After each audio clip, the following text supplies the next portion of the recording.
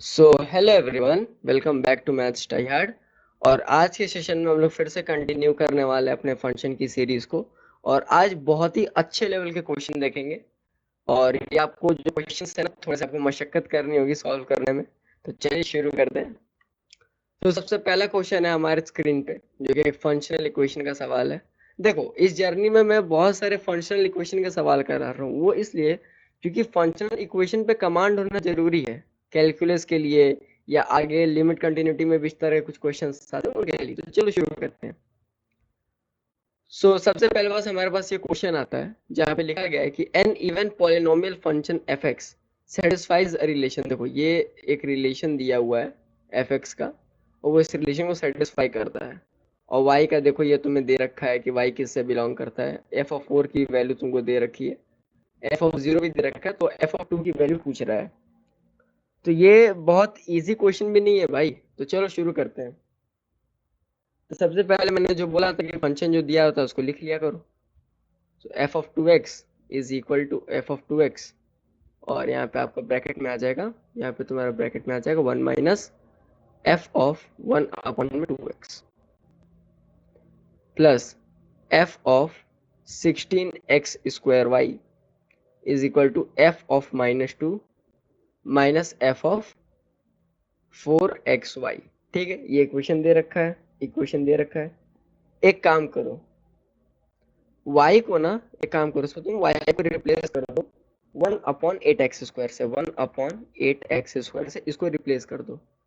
y को तुम replace कर दो, क्या कर दो, रिप्लेस कर दो। जब तुम y को इससे रिप्लेस कर दोगे ना, तो तुम्हारे पास जो इक्वेशन बनेगा, जो तुम्हारे पास इक्वेशन बनेगा, that will be f of two X minus of f of two X, ठीक है, इंटू में वन अपॉन टू एक्स, ठीक है, प्लस f ऑफ टू,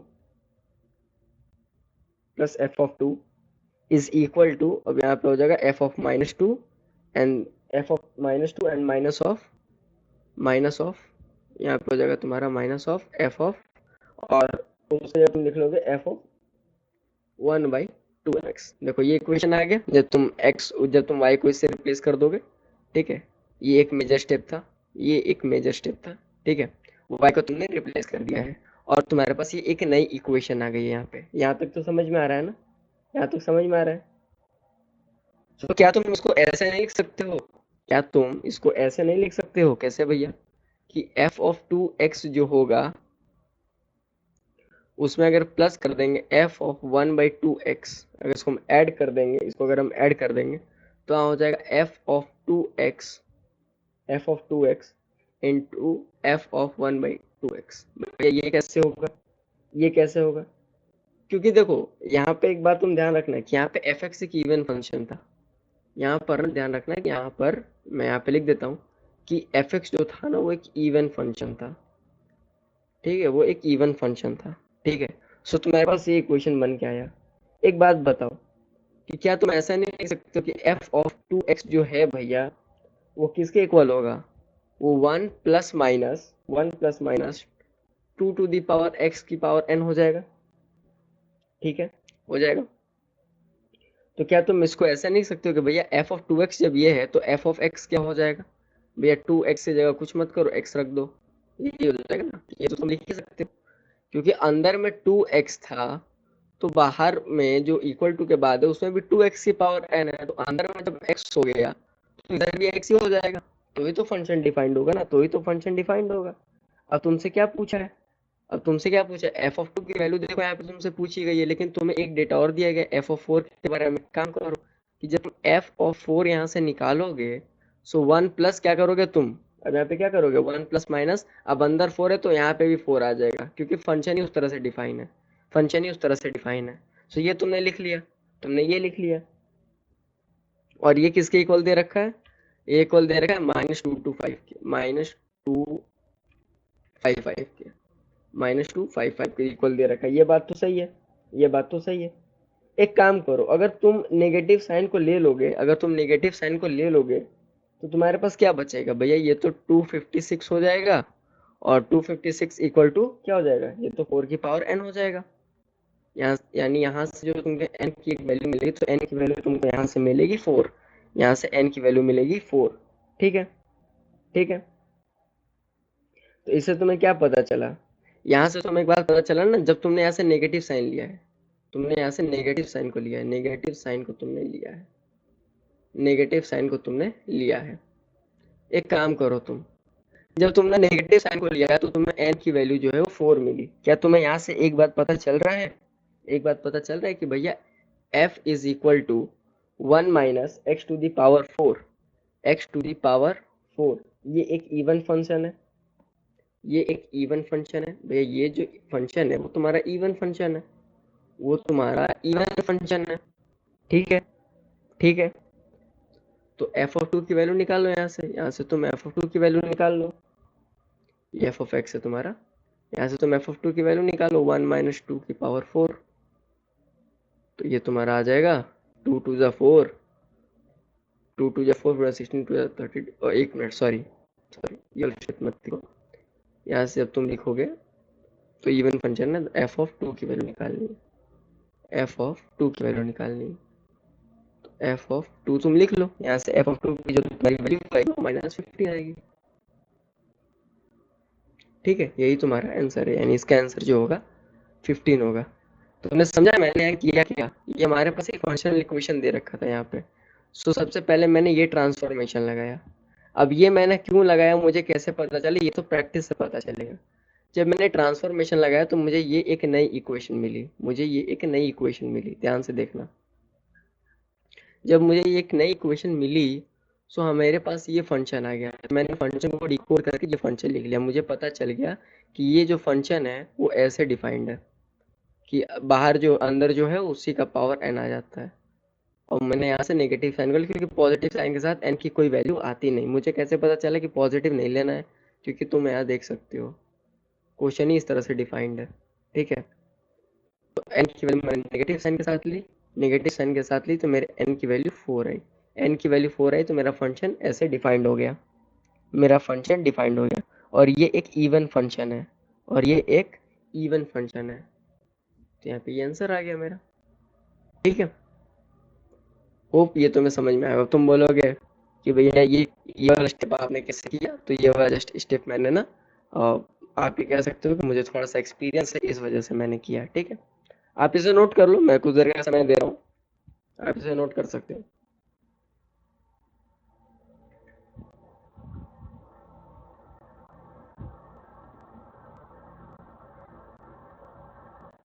चलो नेक्स्ट क्वेश्चन की तरफ आते हैं, ये हमारा नेक्स्ट क्वेश्चन है।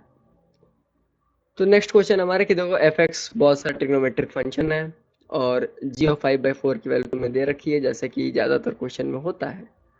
ज़्यादातर क्वेश्चन में तो यही होता है ना कि एक लंबा सा कोई भूत सा इक्वेशन दे देंगे और एक तुम्हें वैल्यू दे देंगे, उसके बाद तुम्हें पूछ लेंगे। पहला स्टेप मैंने क्या बोला कि फंक्शन लिखा करो, तो तुम फंक्शन लिख दो।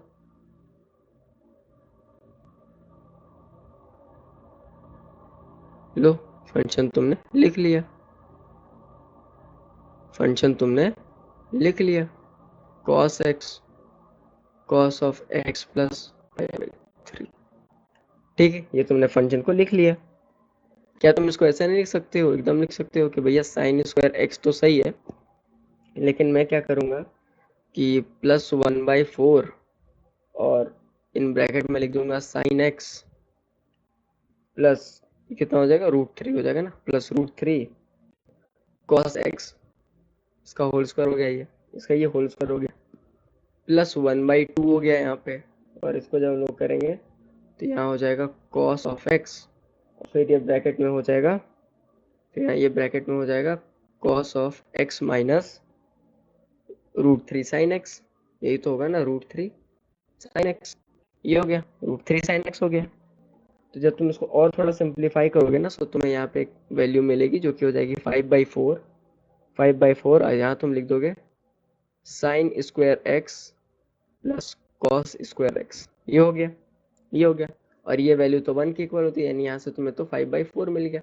एफ एक्स को सॉल्व करने पर तुम्हें 5/4 मिल गया, 5/4 मिल गया। और तुमसे वैल्यू किसकी पूछी है, इसकी पूछी है। इसका मतलब क्या होता है, ये इसका मतलब क्या होता है, तुमसे वैल्यू क्या पूछा है, तुमसे वैल्यू पूछा है जी ऑफ एफ ऑफ एक्स का पूछा है, यानी इसका मतलब क्या होता है, इसका मतलब तो और कुछ नहीं होगा भैया, इसका मतलब क्या होगा कि जी ऑफ 5/4, जी ऑफ 5/4, और जी ऑफ 5/4 की वैल्यू तुम्हें दे रखी है 1। तो भाई क्वेश्चन में ही आंसर छुपा था यार, इतना सॉल्व करने की जरूरत भी नहीं थी। ये तो समझ में आया ना, मैंने यहाँ पे ट्रिग्नोमेट्रिक मैनिपुलेशंस लगाई है, यहाँ पे मैंने ट्रिग्नोमेट्रिक मैनिपुलेशंस लगाई है, ठीक है, इसको सॉल्व करने के लिए मैंने इसको एज इट इज रखा, और यहाँ पे मैंने एक मैनिपुलेशन लगाया, तो मैंने इसमें यहाँ पे मैनिपुलेशन लगाया, ठीक है, ठीक है, और तुम्हें यहाँ पे आंसर मिल गया।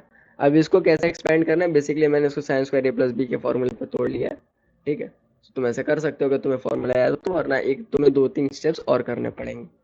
तो चलो शुरू करते हैं। ये वाला क्वेश्चन हमारे पास बहुत ही अच्छा क्वेश्चन है यार, और इस वाले क्वेश्चन में तो मैं बोलूंगा कि यार पेन मत उठाया करो। लिख रहा है कि लेट ई तुम्हारे पास एक सेट दे रखा है, एफ भी तुम्हारे पास एक सेट दे रखा है, तो then total number of onto function E to F, मतलब ई टू एफ में टोटल कितने ऑन टू फंक्शन होंगे, ठीक है, टोटल कितने ऑन टू फंक्शन होंगे। तो एक बात बताओ कि ई टू एफ में तुम कितने फंक्शन को डिफाइन कर सकते हो, ई टू एफ में तुम कितने फंक्शन को डिफाइन कर सकते हो, तो तुम बोलोगे 2 की पावर 4, या तुम इसको डायरेक्ट लिख दो, या मैं टोटल कितने फंक्शन को डिफाइन कर सकता हूँ, 2 की पावर 4, ये टोटल नंबर ऑफ फंक्शन है, ये टोटल नंबर ऑफ फंक्शन है जो कि तुम डिफाइन कर सकते हो, और 2 की पावर 4 यानी ये कितना आएगा, 16 आ जाएगा, ठीक है। एक बात बताओ कि दो option for each element of E, मतलब ई के हर एलिमेंट के लिए, जैसे देखो ना ई यहाँ पे है, तो ई को एक सेट मान लो, ये देखो यहाँ पे ई एक है, सपोज करो ना कि यहाँ पे जो है वो इस तरह से देखो, बेसिकली मैं कहना क्या चाह रहा हूँ, एक ये ले लो, ई हो गया, और एक ये ले लो एफ, ठीक है, ये ले लो एफ। एक बात बताओ, तुम एक बात बताओ, इसमें है 1 2 3 और 4, और इसमें है 1 और 2, तो ई के हर एक एलिमेंट के पास एफ में कितने, भाई ये 1 जो है वो इससे भी जुड़ सकता है, ये 1 जो है 2 से भी जुड़ सकता है, ये 2 भी इससे जुड़ सकता है, ये 2 इससे भी जुड़ सकता है, तो सबके पास टोटल कितने हुए, 2 2 4 2 6 है, 2 × 2 मैंने सबके पास दो दो ऑप्शन है, 4 है, तो 2 की पावर 4, यही मैंने यहाँ लिखा है, यही मैंने यहाँ लिखा है, ठीक है, यही मैंने यहाँ लिखा है। तो ये तो समझ में आ रहा है ना, अगर तुम ई टू एफ अगर डिफाइन करोगे फंक्शन को, तो सबके पास जो है वो दो दो चॉइसेस हैं, तो 4 एलिमेंट है ई के पास, तो 16 टोटल नंबर ऑफ फंक्शन बनेंगे, ठीक है, जिनमें से दो तो तुम्हारे इंटू हो जाएंगे, दो तुम्हारे इंटू हो जाएंगे, दो तुम्हारे फंक्शन इंटू फंक्शन हो जाएंगे। एक बात बताओ, जब ई का हर एक एलिमेंट या तो 1 से या तो 2 से मैप हो जाएगा, तो ना वो ऑन टू फंक्शन होगा। ऑन टू फंक्शन का मतलब क्या होता है, ऑन टू फंक्शन का मतलब क्या होता है कि रेंज जो होगा वो कोडोमेन के इक्वल हो जाएगा, मतलब मतलब हर एक एलिमेंट मैप होना चाहिए, तभी तो होगा, तभी तो होगा। तो जब 16 फंक्शन डिफाइन हो सकते हैं, और दो फंक्शन जो है वो इनटू होंगे, तो ऑन टू कितना हो जाएगा भैया, 16 - 2 हो जाएगा, तो 16 - 2 14, 14 ही इसका आंसर है, समझे। मैंने यहाँ क्या किया, मैंने बोला कि अच्छा ई से एफ तक एक फंक्शन डिफाइंड है, तो टोटल नंबर फंक्शन कितने होंगे, तो भैया 2 की पावर 4 होंगे, तो 16 होंगे, लेकिन इनमें दो इंटू फंक्शन भी होंगे, तो मैंने उसे नहीं, मैंने उसे माइनस कर दिया, क्योंकि ऑन टू का ये तुम्हें कॉन्सेप्ट याद होना चाहिए भाई, कि ऑन टू का मतलब होता है कि रेंज जहाँ पे कोडोमेन की इक्वल हो जाए, रेंज जहाँ पे कोडोमेन की इक्वल हो जाए, तो 16 - 2 14, वही 14 इसका आंसर है। हाँ, अब ये वाला क्वेश्चन, ये वाला भी काफी बढ़िया क्वेश्चन है भाई, कि the function f is continuous and has the property f of is equal to 1 minus x। अच्छा, इसकी वैल्यू तुमसे पूछ रही है ना, तुमसे इसकी वैल्यू पूछ रही है। एक काम करो, मैंने क्या बोला है सबसे पहले कि फंक्शन यार लिख लिया करो, मेरी बात हमेशा एक बात माना करो कि भैया ने बोला फंक्शन लिखने का तो लिख लेने का, ये -x+1 लिखा हुआ है, ये बात समझ में आ रही है तुमको। एक काम करो कि यहाँ पे x को रिप्लेस कर दो तुम f of x से, यहाँ पे तुम x को रिप्लेस कर दो f of x से, ठीक है, तुम्हारे पास ये हो, जब तुम रिप्लेस करो तो तुम्हारे पास ये बनेगा f of equal to minus of f(x) plus 1। ठीक है, यहाँ तक तो समझ में आ रहा है। एक काम करो कि अब ये जो फंक्शन है अंदर वाला, ये किसके इक्वल था? ये जो अंदर वाले जो फंक्शन है, ये तो 1 माइनस एक्स के इक्वल था ना। यहाँ देखो, क्या तुम ऐसा नहीं लिख सकते हो? अब ये बात तो सही है, ये बात तो सही है, ये बात तो सही है। माइनस f(x) प्लस 1 हो गया। तो यहाँ से तुम्हें पीछे से क्या मिला कि f(1 माइनस एक्स) किसके इक्वल था? माइनस f(x) प्लस 1 के इक्वल था ना, प्लस 1 के इक्वल था। ठीक है, यहाँ तक तो कोई दिक्कत नहीं है। एक बात बताओ कि क्या यहाँ से तुम ऐसा नहीं ले सकते हो कि भैया f(x) plus f(1 minus x) जो होगा वो 1 के इक्वल होगा, वो 1 के इक्वल होगा। और तुम्हें इससे पूछा क्या था? यही तो पूछा था। तो ये वाला वैल्यू भी तो 1 के इक्वल हो जाएगा। क्यों हो जाएगा? क्योंकि तुम कोई भी x का फंक्शन कुछ भी डाल लो, यहाँ पे कांस्टेंट फंक्शन ही आएगा। मतलब ये एक तरह का कांस्टेंट फंक्शन है कि x की वैल्यू तुम कुछ भी डाल लो, तुम्हें यही मिलेगा। तो अंदर तुम क्या डालो, सपोज करो कि तुम डाल के चेक कर लो यहाँ पे कि f(1/4) प्लस f(3/4), ठीक है, f(1 माइनस 3/4), कुछ भी डाल लो यहाँ पे, वो 1 के इक्वल है क्योंकि ये as a constant function behave कर रहा है। तो इसका आंसर भी 1 हो जाएगा। समझे? समझे? तो तुम्हें ये दिमाग लगाना था कि f(x) को अगर इसे चेंज कर देंगे, अगर इसे हम लोग इसको चेंज कर देंगे तो ये बन जाता, ये बन जाएगा। तो तुम्हारे यहाँ से तो काम आसान हो चुका था। ठीक है, आ जाओ अब इस क्वेश्चन की तरफ। ये तो बहुत ही अच्छा क्वेश्चन है यार, और इस टाइप का क्वेश्चन मिला जुला तो एडवांस में भी आया है इस बार के एडवांस में। आई गेस वो क्वेश्चन नंबर मे बी 5 और 6 था इस बार के पेपर 1 में। इस टाइप का क्वेश्चन कुछ ना कुछ मिलता जुलता आया था। चलो, एक फंक्शन है जो कि इससे डिफाइंड होता है, और तो के की वैल्यू देखो यहाँ पे पूछ रही है। ठीक है, तो मैंने क्या बोला कि फंक्शन डिफाइन है। तो सबसे पहले देखो, एक जरूरी बात है कि के ऑड है। यहाँ पे तुम लिख लो कि के जो है ना वो ऑड है, के ऑड है तुम्हारा। एक काम करो कि एफ ऑफ के डाल लो। एफ ऑफ के डालोगे तो के प्लस 3 आएगा, अगर के ऑड है तो। अगर के ऑड है तो एफ ऑफ के किसके इक्वल आएगा भाई? के प्लस 3/2 के इक्वल आ जाएगा। के प्लस 3/2 के इक्वल आ जाएगा। ये बात तो सही है।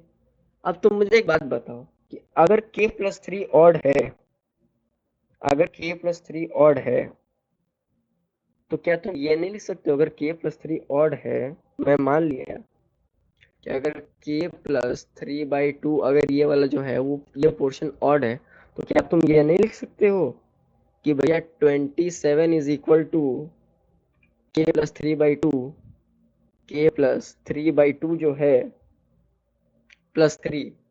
ठीक है, या तुम ऐसे लिख सकते हो कि के प्लस 3, तुम इसको थोड़ा चेंज कर दो, के इज इक्वल टू 45 लिख लो। के इज इक्वल टू 45 लिख लो। कि ये भी तो पॉसिबल है, ये भी तो पॉसिबल है। ऐसा क्यों मैं बोल रहा हूँ? क्योंकि देखो, तुमने बोला कि के ऑड है। अगर के ऑड है तो ये कंडीशन है, तो एफ ऑफ के इसके इक्वल होगा। मैं बोल लिया हूँ कि ये अगर ऑड है, मान लो अगर ये ऑड है तो ये इसके इक्वल होगा। क्यों? क्योंकि मैंने इस थ्योरम से इस बात को बोली है भाई, मैंने इस थ्योरम से इस बात को बोली है, मैंने ये डिराइव किया ना ये कंडीशन। तो यहाँ से के की वैल्यू 45 भी तो आ सकती है।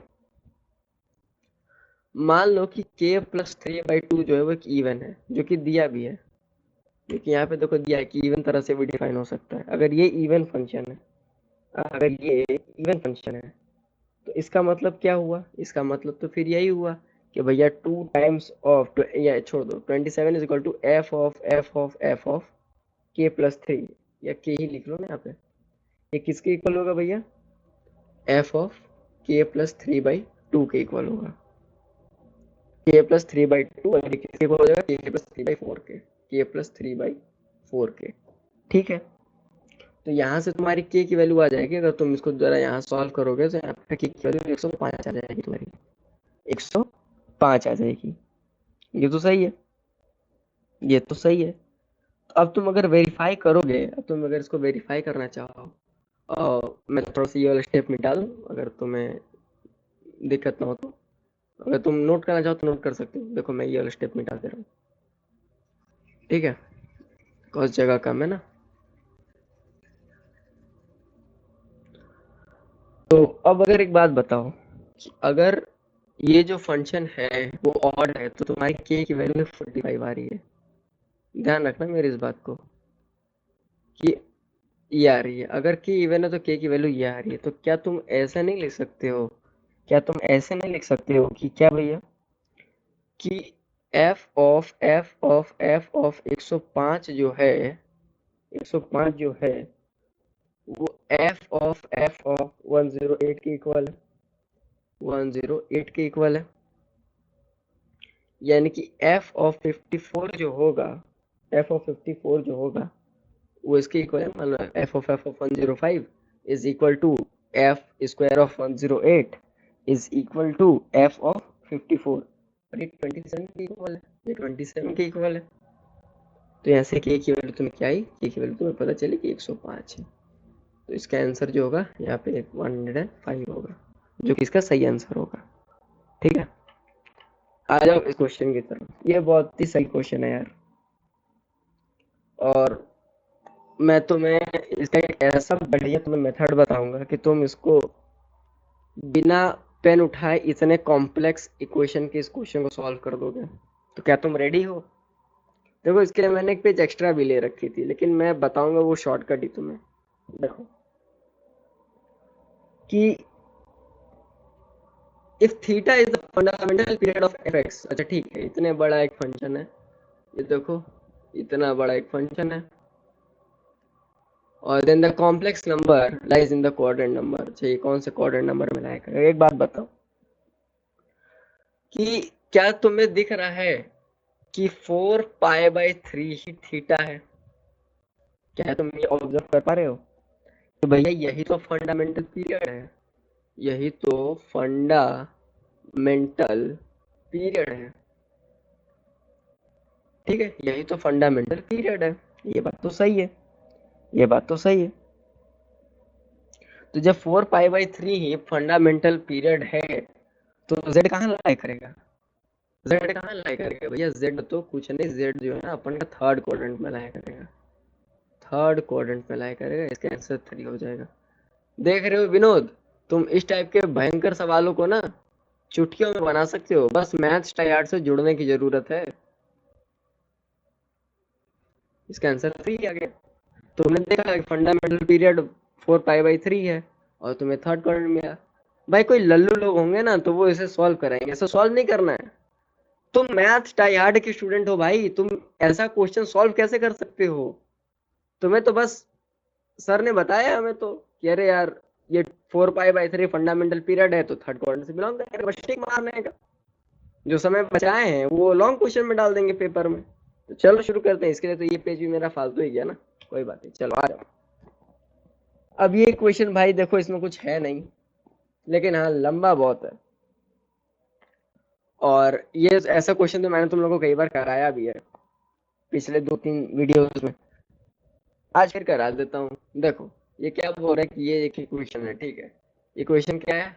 log a X square minus X plus 2 is greater than log a minus X square plus 2x+3। ठीक है, +3। ठीक है, एक काम करो कि x को 4/9 कर लो, x को 4/9 कर लो। तो log a तुम्हारा किसके इक्वल आ जाएगा? 149/82 के इक्वल आ जाएगा। ठीक है, ये इक्वल, ये 81 होगा ना, ये 81 होगा यार, ये 81 होगा। ठीक है, और ये इक्वल हो जाएगा किसके? log to the base a 299 और 299/81। ठीक है, ये हो गया, ये हो गया। एक बात बताओ कि यहाँ पे कंडीशन दे रखी थी ना, अच्छा वो कंडीशन अलग से दे दी है नहीं। एक बात बताओ कि 142/81 लेस देन होगा 299/81 से। ठीक है, और तुम्हें तो ये बोला भी क्या कि 0 a जो है, ये कंडीशन तो तुम्हें पता है ना भाई। ये कंडीशन तो, इसके लिए तो तुम्हें कंडीशन पता होनी चाहिए ना सॉल्व करने के लिए, बेसिक कंडीशन है लॉग का। ये बात तो सही है। इसका मतलब क्या हुआ, इसका मतलब क्या हुआ भैया कि log to the base a X square minus X plus 2 किससे बड़ा होगा? किससे बड़ा होगा भैया? ये तो इसी से बड़ा होगा। ये तो इसी से बड़ा होगा, log to the base m minus X square plus 2x, और ये आपका हो जाएगा +3। ठीक है, ये हो गया। एक काम करो कि क्या तुम ये नहीं कर सकते भैया x square minus X plus 2 जो है वो 0 से बड़ा होगा, ये वाला कंडीशन, और ये जो कंडीशन होगा वो इससे छोटा होगा, इससे जो है छोटा होगा। ये तो लिख ही सकते हो ना, ये तो लिख ही सकते हो, ये तो बेसिक कंसेप्ट है। यानी इसका मतलब क्या हुआ कि x square minus X plus 2 0 से बड़ा होगा। ठीक है, और 2x स्क्वायर माइनस 3x -1 0 से छोटा हुआ। जब ये बात तुम कहोगे, जब ये बात सही है, तो x किससे किससे, x दो चीजों के बीच में लाई करेगा। पहला 3 प्लस √17/4, और एक हो जाएगा 3 माइनस √17/4। इजी सा क्वेश्चन था ये। अब तुम इसमें इंटीग्रल वैल्यू निकाल लो, अब तुम इसमें अपना इंटीग्रल वैल्यू निकाल लो, इसका आंसर 2 आ जाएगा तुम्हारा, इसका आंसर 2 आ जाएगा। अब आ जाओ ये क्वेश्चन, अब आ जाओ ये क्वेश्चन। कुछ ऐसा फील हो रहा है क्या कि यार आज कुछ अच्छा लेवल का क्वेश्चन कर रहे हैं, या इस तरह के कंसेप्ट तो मैंने सोचा ही नहीं था कि अप्लाई होता हो। अगर अच्छा लगा यार तो लाइक जरूर करना, मोटिवेशन मिलता है वीडियो बनाने का। तो चलो इस क्वेश्चन को भी अपन फिनिश करते हैं यार। क्या लिखा है, पॉलिनोमियल फंक्शन है जो कि इस इक्वेशन को सेटिस्फाई करता है। अरे भैया इस टाइप के क्वेश्चन से तो हम लोग चैंपियन बना दिए, आप इस टाइप के क्वेश्चन से तो मैंने शायद तुम्हें चैंपियन बना दिया होगा। तो एफ एक्स जरूर एक लीनियर फंक्शन होगा, क्योंकि तभी तो ध्यान से देखो ना कि अगर इसका आउटपुट ये आ रहा है तो एफ एक्स जरूर एक लीनियर फंक्शन रहा होगा। एफ एक्स जो है वो एक लीनियर फंक्शन रहा होगा। तो मान लेते अगर एफ एक्स एक लीनियर फंक्शन है तो पी एक्स प्लस क्यू होगा, वो इसके इक्वल होगा। तो भैया एफ ऑफ एक्स किसके इक्वल हो जाएगा, पी ऑफ एफ एक्स के इक्वल होगा। ठीक है, प्लस क्यू, ठीक है, प्लस क्यू। यानी इसको तुम लिख सकते हो कि P इन ब्रैकेट, इसको तुम लिख सकते हो ना पी एक्स प्लस क्यू। मैंने बेसिकली एफ एक्स की वैल्यू को उठा के यहाँ डाल दी है। ठीक है, प्लस क्यू लिख दो यहाँ पे। ठीक है, तो यहाँ से क्या हुआ, यहाँ से तुम्हारा क्या हुआ, यहाँ से हो गया तुम्हारा P square x plus P Q plus Q. ठीक है, यहाँ से तुम्हें ये मिल गया। एक काम करो कि अब तुम एफ क्यूब ऑफ एक्स निकाल लो। मैंने ये थोड़ा सा स्पेस बचाएंगे क्या, बेसिकली इसका मतलब भी यही होता है। ठीक है, इसका मतलब भी यही होता है। ठीक है, तो मैंने जस्ट नोटेशन बदला है, मतलब नहीं बदला है मैंने। ठीक है, एफ क्यूब ऑफ एक्स निकाल दो। एफ क्यूब ऑफ एक्स निकालोगे तुम तो पी हो जाएगा। फिर जब तुम एक बात रखो ना कि ये इसका मतलब ये है ना, लेकिन तुम्हें ये इसकी वैल्यू तो पता है ना भाई, इसकी वैल्यू तो तुम्हें यहाँ से पता है, यही तो इसकी वैल्यू। तो डाल दो, तो डाल दो। जब तुम इसको पुट करोगे तो तुम्हारे पास आएगा, तुम्हारे पास ये जाना चाहिए पी, और इसके अंदर में तुम डालोगे P square x plus P Q plus Q.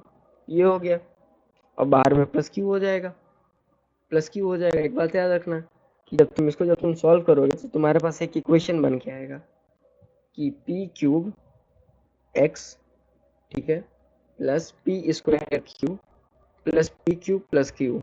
ठीक है, ये आ गया।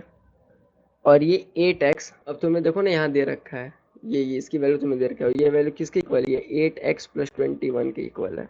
8x प्लस 21 के इक्वल है, ये तो दे रखा है ना। यानी यहाँ से क्लियरली पता चलता है कि अगर जब तुम कंपेयर करोगे तो x का कोफिशिएंट ये जो है और ये जो x का कोफिशिएंट है बराबर होना चाहिए, क्योंकि इक्वेशन बराबर है। तो तुम ये नहीं कह सकते कि भैया कोफिशिएंट को जब हम लोग कंपेयर करेंगे, जब कोफिशिएंट को हम लोग कंपेयर करेंगे तो मेरा पी क्यूब जो है ना वो 8 के इक्वल आ रहा है। ये बात तो तुम कह ही सकते हो कि पी क्यूब जो है वो 8 के इक्वल आ रहा है, या पी जो है वो क्यूब रूट टाइम्स ऑफ 8 आ रहा है, यानी पी जो है वो 2 के इक्वल आ रहा है। ये तो तुम कह सकते हो। एक बात बताओ, जब ये कह सकते हो तो P square Q plus P Q plus P square Q plus P Q plus Q, और ये किसके इक्वल है, 21 के। ये 21 के इक्वल है। तो यहाँ से तुम ये नहीं बता सकते कि भैया Q जो होगा वो 3 के इक्वल होगा, Q जो होगा वो 3 के इक्वल होगा। तो P2 है और Q3 है, तो यहाँ से तुमको नहीं पता है कि P प्लस Q कितना हो जाएगा। P प्लस Q 5 के इक्वल तो होगा, P प्लस Q 5 के तो इक्वल होगा, यानी इसका आंसर क्या आएगा, इसका आंसर 5 आ जाएगा। हो गया इसका आंसर। अब आ जाओ नेक्स्ट क्वेश्चन पे। ये तो बहुत ही आसान क्वेश्चन है। ये देखो एक ऑड फंक्शन दे रखा है, इसकी वैल्यू दे रखी है, तो तुमसे पूछ रहा है, ठीक है। तो f of x plus 2 is equal to f of x plus f of 2, ठीक है। ये दे रखा है ना। एक काम करो तुम, x इक्वल टू ना -1 पुट कर लो, x हो जाए -1 पुट कर लो। जब x को तुम -1 पुट कर लोगे तो f of 1 is equal to f of -1 f of -1 plus f of 2 आ जाएगा। ये बात तो सही है, ये बात तो सही है कि भैया हाँ, ये बात तो आपने सही कही है। जब ये बात इक्वल, क्योंकि ये एक ऑड फंक्शन है, ध्यान रखना ये एक ऑड फंक्शन है। कैसे पता भैया, देखो क्वेश्चन में लिखा हुआ है कि एक ऑड फंक्शन है, ये एक ऑड फंक्शन है। तो f(2) जो है भैया, ठीक है, यहाँ हमें समझ में आ रहा है कि f(2) किसके इक्वल है। f(2) जो है वो 2 टाइम्स ऑफ f(1) के इक्वल है भैया, यानी ये किसके इक्वल हुआ, 6 के इक्वल हुआ। अब तुम x को 1 पुट कर लो, जब तुम x को 1 पुट करोगे, तो तुम x को 1 पुट करोगे तो तुम्हारे पास एक ये इक्वेशन आएगा f(3), और f(3) जो होगा वो तुम्हारा किसके इक्वल हो जाएगा, f(1) प्लस f(1) और f(2) के इक्वल होगा। यानी इसका वैल्यू क्या आएगा, 3 प्लस 6 आ जाएगा इसका आंसर, 3 प्लस 6 और ये 9 आ गया, ये जो है 9 आ गया। तो इसका आंसर क्या होगा, 9 होगा। ये भी बड़ा इजी क्वेश्चन था, कुछ था नहीं इसमें। अब आ जाओ भैया, ये 10th क्वेश्चन है। 10th क्वेश्चन मैं तुम्हें होमवर्क दे रहा हूँ। 10th क्वेश्चन ये तुम अपने घर से सॉल्व करके लेके आना, क्योंकि अब ऐसे क्वेश्चन तो मैंने तुम्हें बहुत प्रैक्टिस करा दी है, बहुत प्रैक्टिस करा दी है, ठीक है। एक बात और मैं बता रहा हूँ, इसमें थोड़ा तुम ग्राफिकल अप्रोच रखने की कोशिश करना, तुम्हारा ये क्वेश्चन इजीली बन जाएगा। आ जाओ, अब लास्ट क्वेश्चन हम लोग देखते हैं अपना। तो लास्ट क्वेश्चन यार, ये तो कर ही लोगे, ये तो कर ही लोगे कि भैया बताएंगे, नहीं यार, इसके मेजर स्टेप्स भैया बता देंगे, सब भैया नहीं बताएंगे, सब भैया नहीं बताएंगे। एक काम करो, मैं मेजर स्टेप ये बता दे रहा हूँ, इसमें तुम लिख सकते हो अंडर रूट, इसको तुम लिख सकते हो √2 sign of x plus y/4, ठीक है। प्लस अब तुम अंदर वाले को फैक्टर कर लो, तो तुम अंदर वाले को फैक्टर करोगे तो x-6 और x-1 निकल के आएगा, ठीक है। अब एक बात बताना कि अब f(x) डिफाइंड है, अब f(x) डिफाइंड है तब जब साइन ऑफ x प्लस π/4 जो होगा वो ग्रेटर देन इक्वल टू 0 होगा। मैंने ये बात तो बताए रखी है। और x-6 और x-1 greater than equal to 0 रहा होगा तभी तो। अब इस पे सॉल्व करना है तुमको, बस तुमको अब यहाँ से थोड़ा सा सॉल्व करना है। ये पार्ट मैंने बता दिया है, ये पार्ट मैंने बता दिया है। वेल, वीडियो पसंद आता है तो वीडियो को लाइक करना, शेयर करना, सब्सक्राइब करना। चैनल पे नए हो तो @mathstryhard इंस्टाग्राम पे सर्च करोगे, mathstryhard, ठीक है। इंस्टाग्राम पे बीच में डॉट लगा देना तो मिल जाएगा। टेलीग्राम चैनल को ज्वाइन कर लो, पर्सनली मैं ही तुम्हें आंसर बताता हूँ। जी मेल लेवल का question, brain twisting question, smart technique और ब्यूटीफुल लॉजिक के साथ, ठीक है। तब तक के लिए तुम पढ़ते रहो और सक्सेसफुल होते रहो। Keep learning and keep exploring. Bye bye.